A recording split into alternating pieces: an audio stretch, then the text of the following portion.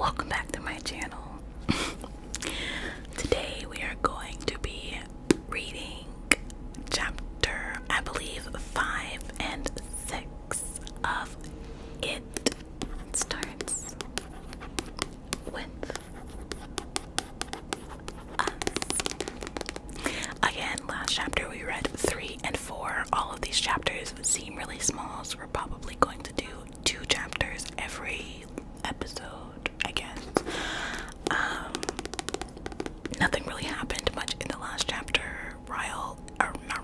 Atlas texts Lily finally, but she texted him back like a really dry response, and then that was really that.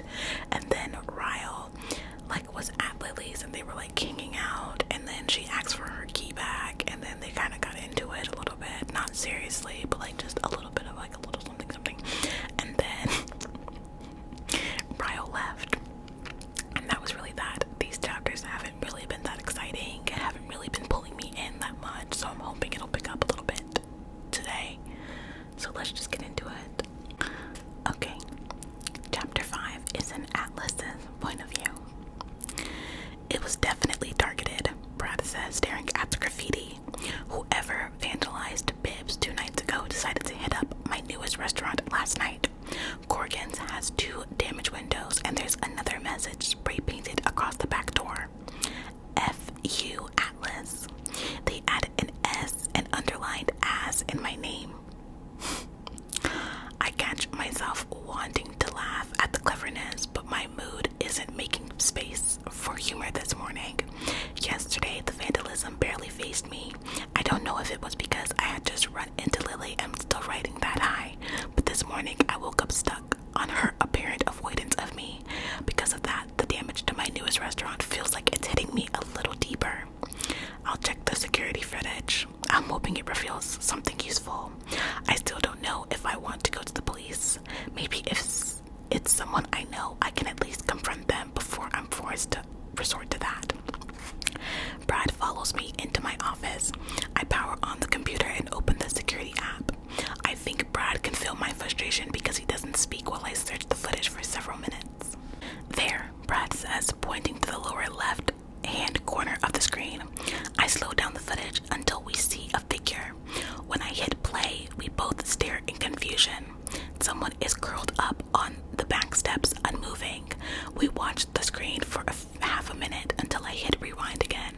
According to the timestamp on the footage, the person remains on the step for over 2 hours, without a blanket, in a Boston October. They slept here, Brad says. They weren't too worried about getting caught, were they? I rewind the footage even more until it shows the person walking into the frame for the first time. A little after 1 in the morning, because it's dark, it's hard to make out facial features, but they seem young, more like a teenager than an adult. They snoop around for a few minutes, dig through the dumpster, check the lock on the back door, pull out the spray paint, and leave their clever message. They use the can of spray paint to attempt to break the windows, but Corrigan's windows are triple paned, so the person eventually gets bored or grows tired of trying to make a big enough hole to fit through, like they did at Bibbs. That's when they proceed to lie down on the back steps where they fall asleep. Just before the sun rises, they wake up, look around, and then casually walk away like the entire night never happened. Do you recognize him? Brad asks. No. You? Nope. I pause the footage on what may be the clearest visual we can get on the person, but it's still grainy. They're wearing gray pants and a black hoodie, with the hood pulled tight so that their hair isn't visible. There's no way we would be able to recognize whoever this is if we saw them in person. It isn't a clear enough picture, and they never look straight at the camera. The police wouldn't even find this footage useful. I send the file to my email anyway. Right when I hit send, a phone pings. I glance at mine, but it's Brad who receives a text. Darren says Bibbs is fine. He pockets his phone and heads toward my office door. I'll start cleaning up. I wait for the file to finish sending to my phone. Then I start the footage over again, feeling more pity than irritation. It just reminds me of the cold nights I spent in that abandoned house before Lily offered me the shelter of her bedroom. I can practically feel the chill in my bones just thinking about it. I have no idea who this could be. It's unnerving that they wrote my name on the door, and even more unnerving that they felt comfortable enough to hang out and take a 2-hour nap. It's like they're daring me to confront them. My phone begins to vibrate on my desk. I reach for it, but it's a number I don't recognize. I normally don't answer those, but Lily is still in the back of my mind. She could be calling me from a work phone. God, I sound pathetic. I raise the phone to my ear. Hello? There's a sigh on the other end. A female. She sounds relieved that I answered. Atlas. I sigh too, but not from relief. I sigh because it isn't Lily's voice. I'm not sure whose it is, but anyone other than Lily is disappointing apparently. I lean back in my office chair. Can I help you? It's me. I have no idea who me is. I think back to my exes that could be calling me, but none of them sound like this person, and none of them would assume I would know who they were if they simply said it's me. Who's speaking? Me, she says again, emphasizing it like it made a difference. Sutton, your mother. The plot thickens. The same mother that was abandoned him. I immediately pull the phone away from my ear and look at the number again. This has to be some kind of prank. How would my mother get my phone number? Why would she want it? It's been years since she made it clear she never wanted to see me again. I say nothing. I have nothing to say. I stretch my spine and lean forward, wanting her to spit out the reason she finally put up effort to contact me. Oh my God, is it her son? The one that's maybe Atlas's half brother, and he's ran away or something, and she's calling to be have you seen this kid, or have you seen okay.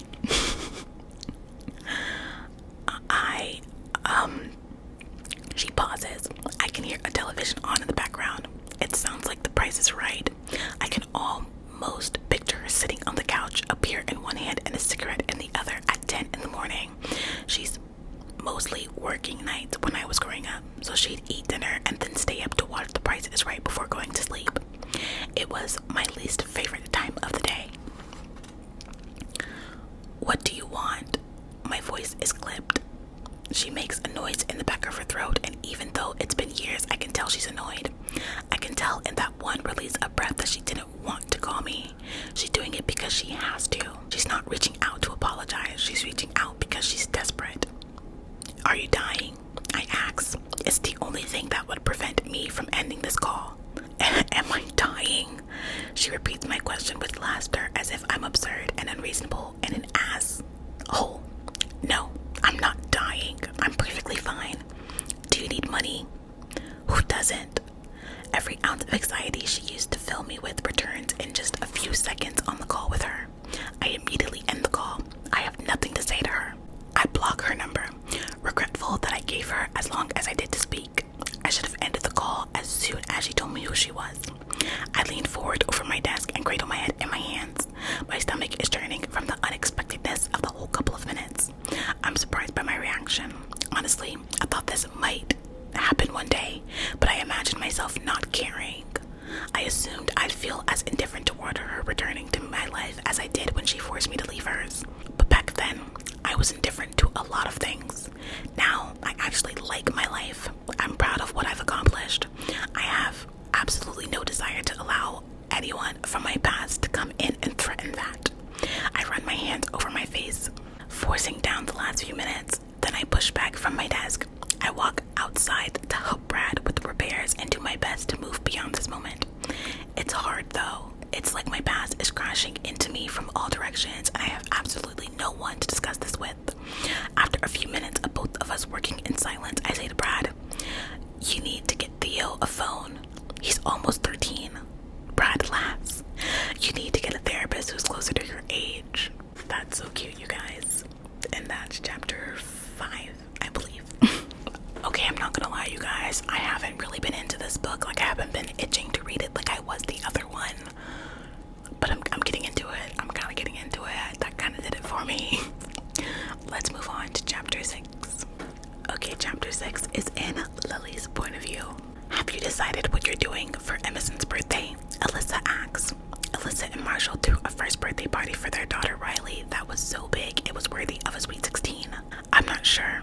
I'll just let her have a smash cake and give her a couple of presents. I don't have room for a big party. We could do something at our place place, Alyssa offers. Who would I invite? She'll be one. She has no friends. She can't even talk. Alyssa rolls her eyes. We don't throw parties for our babies. We throw them to impress our friends. You're my only friend, and I don't need to impress you. I hand Alyssa an order from the printer. Are we doing dinner tonight? We get together for dinner at least twice a week at their place. Ryle occasionally pops by, but I purposely plan my visits on nights he's on call. I don't know if Alyssa has ever noticed. If she has, she probably doesn't blame me. She says it's painful watching Ryle when I'm around because she also suspects he still has hope for us. She prefers to spend time with him when I'm not present. Marshall's parents are coming into town tonight, remember? Oh yeah, good luck with that. Alyssa likes Marshall parents, but I don't think anyone truly likes looking forward to hosting their in-laws for an entire week. The front door chimes and Alyssa and I both look up at the same time. I doubt her world starts to spin like mine does though. Atlas is walking toward us. I'm so excited. Is that... Oh God, I mutter under my breath. Yeah, he is a god, Alyssa whispers. What is he doing here? And why does he look like a god? It makes the decision I've been weighing that much more difficult. I can't find my voice long enough to say hello to him. I just smile and wait for him to reach us. But the walk from the front door to the counter seems like it's expanded by a mile. He doesn't take his eyes off me as he makes his way over. Why am I blushing? This isn't even about me. When he reaches us, he finally acknowledges Alyssa with a smile. Then he looks back at me as he sets a plastic bowl with a lid on the counter. I bought you lunch, he says casually, as if he brings me lunch every day and I should have been expecting it. Ah, that voice. I forgot how far it reaches. I grab the bowl, but I don't know what to say with Alyssa hovering next to me, watching us interact. I glance at her and give her the look. She pretends not to notice, but when I don't stop staring at her, she eventually yields. Fine, I'll go flowers. She walks away, giving us privacy. I turn my attention back to the lunch Atlas brought. Thank you. What is it? Our weekend special, Atlas says. It's called Why Are You Avoiding Me Pasta. I'm excited. I laugh, then I cringe. I'm not avoid. I shake my head with a quick sigh, knowing I can't lie to him. I am avoiding you. I lean my elbows onto the counter and cover my face with my hands. I'm sorry. Alice is quiet, so I eventually look up at him. He seems sincere when he says, "Do you want me to leave?" I shake my head, and as soon as I do, his eyes crinkle a little at the corners. It's barely a smile, but it causes a warmth to tumble down my chest. Yesterday morning, when I ran into him, I said so much. Now I'm too confused to speak. I don't know how I'm supposed to have a full-on conversation with him about everything that's been going on through my mind over the last 24 hours when I feel so tongue-tied around him. Same, and I'm not even there. He had the same impact on me when I was younger, but I was more naive back then. I didn't know how rare men like Atlas were, so I didn't know how lucky I was to have him in my life. I know now, which is why it terrifies me that I might screw this up, or that Ryle might screw this up. I lift the bowl of pasta he brought. It smells really good. It is good. I made it. I should laugh at that or smile, but my reaction doesn't fit the conversation. I set the bowl aside. When I look at him again, he can see the war in my expression. He counters with a reassuring look. Not much is said between us, but the non-verbal cues we're trading are saying enough. My eyes are apologizing for my silence over the last 24 hours. He's silently telling me it's okay, and we're both wondering what comes next. Atlas slides his hand slowly across the counter, closer to mine. He lifts his index finger and skims it down the length of my pinky. It's the smallest, most tender move, but it makes my heart flip. He pulls his hand back and clenches his fist as he might have felt the same thing I did. He clears his throat. Can I call you tonight? I'm literally dying. I'm so sorry. I'm about to nod when Alyssa suddenly bursts through the back door, wide-eyed. She leans in and whispers, "Ryle is almost here." My blood feels like it freezes in my veins. What? I don't say that so she'll repeat it. I say it because I'm shocked, but she repeats herself anyway. Ryle is pulling in, he just texted. She waves a hand toward Atlas. You have about 10 seconds to hide him. I'm sure Atlas can see the absolute fear in my expression when I look at him, but he fairly calmly says, where do you want me? I point to my office and rush him in that direction. Once we're in the office, I second guess myself. He might come in here. I cover my mouth with a shaky hand while I think, and then point to my office supply closet. Can you hide in there? Atlas looks at the closet and then looks at me. He points at the door. In the closet. I hear the front door chime and I'm filled with even more urgency. Please. I open the closet door. It isn't the most ideal place to hide an actual human, but it's a walk-in closet. He'll fit just fine. I can't even look him in the eye when he moves past me and into the closet. I could die right now. This is so mortifying. All I can do is murmur, I'm so sorry, as I close the door. I do my best to compose myself. Alyssa is chatting with Ryle while I exit my office. He greets me with a nod, but his attention is back on Alyssa. She's digging through her purse for something. They were in here earlier, she says. Ryle is tapping his fingers impatiently. What are you looking for? I ask her. Keys. I accidentally brought them with me and Marshall needs the SUV to get his parents from the airport. Ryle looks irritated. Are you sure you didn't set them aside when I told you I was coming to get them? I tilt my head, focusing on Alyssa. You knew he was coming. How could she forget to tell me he was on his way here when Alice showed up? She reddens a little. I got sidetracked by unexpected events. She holds up her hand in victory. Found them. She drops him in Ryle's palm. Okay, bye. You can leave now. Ryle makes a move like he's about to go, but then he turns and sniffs the air. What smells so good? His and Alyssa's eyes meet the bowl at the same time. Alyssa pulls it to her, cradling it. I cooked lunch for me and Lily. She lies. Ryle raises an eyebrow. You cooked. He reaches for the bowl. I have to see this. What is it? Alyssa hesitates before handing him the bowl. Yeah, it's chicken barbadula meat. She looks at me and her eyes are wide. She is such a horrible liar. Chicken what? Ryle opens the bowl and inspects it. It looks like shrimp pasta. Alyssa clears her throat. Yeah, I cooked the shrimp in chicken stock. That's why it's called chicken barbadula meat. Ryle, this is funny, y'all. Ryle pulls the lid back on and looks at me with concern as he slides the bowl across the counter back to Alyssa. I'd order pizza if I were you. I force a laugh, but so does Alyssa. Both of us laughing makes our reaction seem way too compulsory for a joke that wasn't even funny. Ryle's expression narrows. He takes a couple of steps back, a suspicious look in his eyes. He must be used to the two of us having inside jokes that he isn't a part of, because he doesn't even question us. He spins and walks out of the flower shop in a rush to get the keys to Marshall. Alyssa and I stand as still as statues until we're sure he's left the building and is way out of earshot. Then I look at her incredulously. Chicken barba what? Did you just completely make up a new language? I had to say something, she says defensively. You stood there like a lump. You're welcome. I wait a couple of minutes to make sure Alyssa has had time to leave. I walk out front to ensure Ryle's car is gone. Then I regretfully walk into my office and head to the supply closet to inform Atlas he's in the clear. I exhale before opening the door.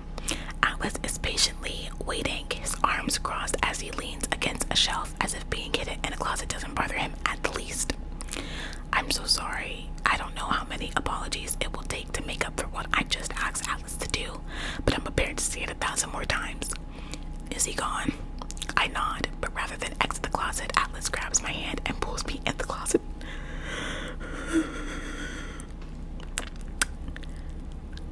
Now we're both in the closet. The dark closet, but not so dark that I can't see the flicker in his eyes that indicates he's holding back a smile. Maybe he doesn't absolutely hate me for this. He releases my hand and it's so cramped in here for the two of us that parts of him are grazing parts of me. My stomach knots, so I press my back into the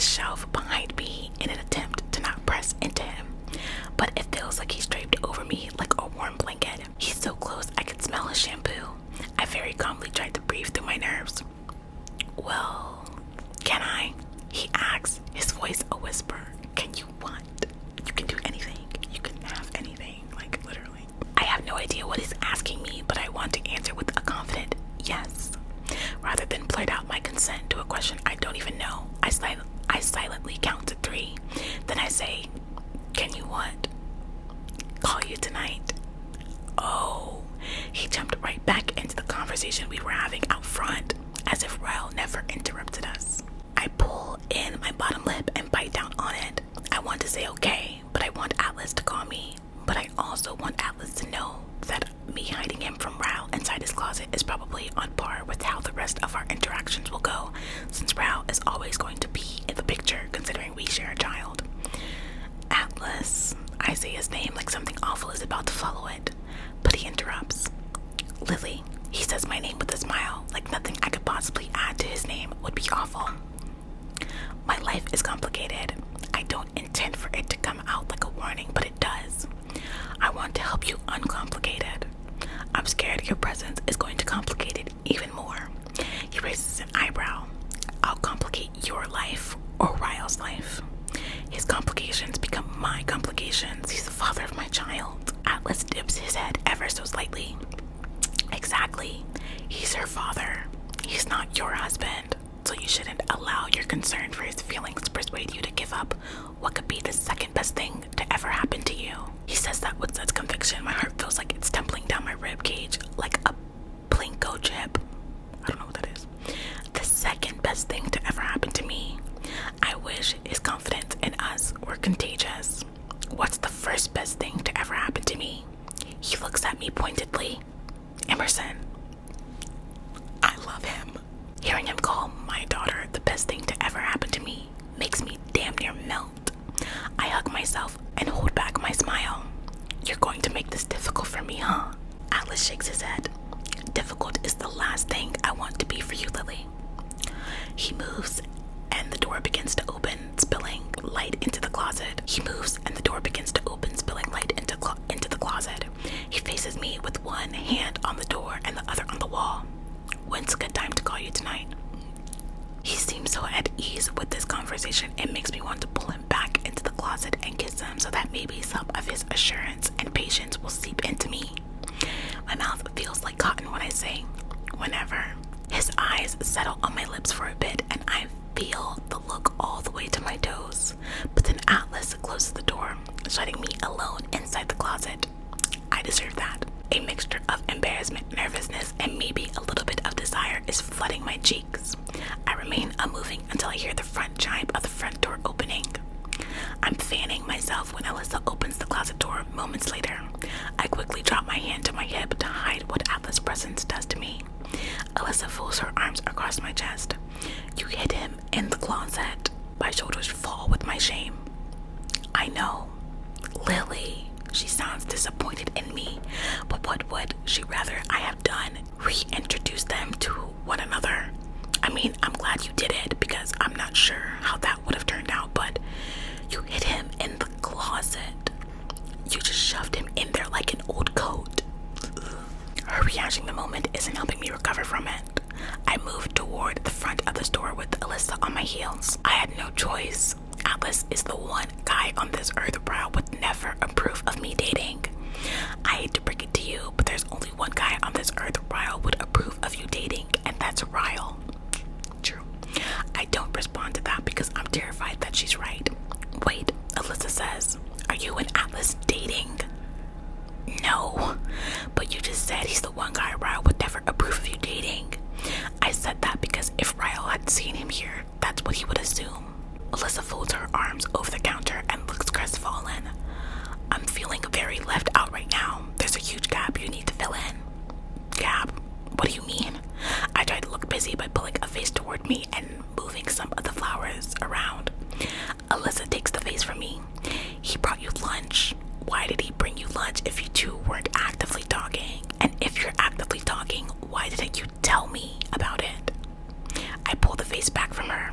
We ran into each other yesterday. It was nothing. I haven't even spoken to him since before Emmy was born.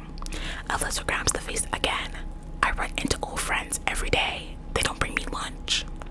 She slides the vase back to me. We're using it like a conch shell, as if we needed for permission to speak. Your friends probably aren't chefs. That's what chefs do. They cook for people. I slide the vase back to her, but she says nothing. She's concentrating so hard.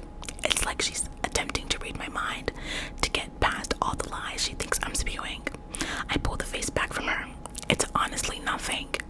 Yet. You'll be the first to know if anything changes.